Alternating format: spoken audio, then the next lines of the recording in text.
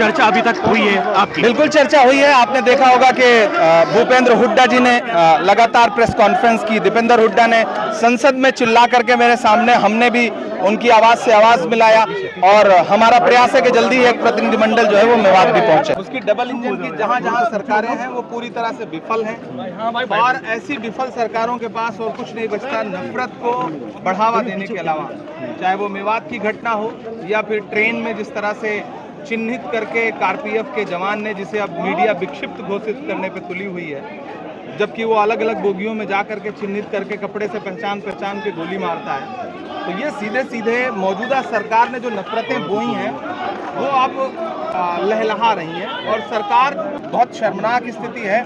ऐसे में जिनके ऊपर जिम्मेदारियां थी कि वो मुल्क को नफरतों से बचाते, उन्होंने खामोशी ओढ़ रखी है और उसके बाद अब बुलडोजर के नाम पर अपनी खींच मिटाने के लिए सरकार सैकड़ों बेगुनाह गरीब लोगों के घरों को, झुग्गियों को तोड़ रही है। ये बहुत शर्मनाक है और इक़्तिदारों पर बैठे हुए लोगों को ये समझना चाहिए कि उन्हें हमेशा नहीं रहना है। दौर बदलेगा तो वो कुर्सी से बाहर चले जाएंगे तो शायद उन्हें कोई पहचानने से भी इनकार करे। नफरतें जिंदा नहीं रहती हैं, सिर्फ मोहब्बत जिंदा रहती है। विपक्ष, हाँ, विपक्ष उन्हें बिल्कुल काम नहीं करने दे रहा है। वो मणिपुर जाना चाहते थे, विपक्ष ने रोक लिया है। वो जा करके मेवात के लोगों के आंसू पहुंचना चाहते थे, विपक्ष ने रोक लिया है। वो टमाटर 50 रुपए किलो, 20 रुपए किलो बिकवाना चाहते थे, लेकिन विपक्ष ने रोक लिया है। वो गैस सिलेंडर 400 रुपए का बिकवाना चाहते थे, लेकिन विपक्ष ने रोक लिया है। वो पेट्रोल डीजल जो है वो 50 रुपए का बिकवाना चाहते थे, विपक्ष ने रोक लिया है।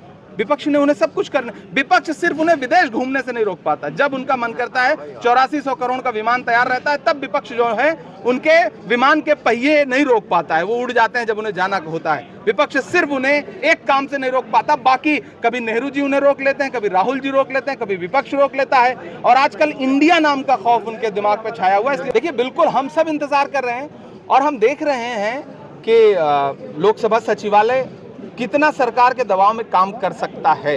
हम उसकी पराकाष्ठा देख रहे हैं। अब तक नोटिफिकेशन हो जाना चाहिए था, लेकिन अब चूंकि काम बढ़ गया है, कल ही अदालत ने एक काम और दे दिया है उनको। उनके भाजपा के एक सांसद हैं, पूर्व मंत्री रामशंकर कठेरिया जी, उनको 2 साल की सजा हुई है, तो उनकी सदस्यता रद्द हुई है, तो उसका नोटिफिकेशन करना है। प्लस राहुल जी की सदस्यता बहाल करनी है, उसका नोटिफिकेशन करना है। 2 बहुत भारी काम है इस समय लोकसभा सचिवालय के पास। देखना है ये बोझ कैसे ढो पाता है लोकसभा सचिवालय। मुझे उम्मीद है कितना भी टालेगा, लेकिन सोमवार तक तो नोटिफिकेशन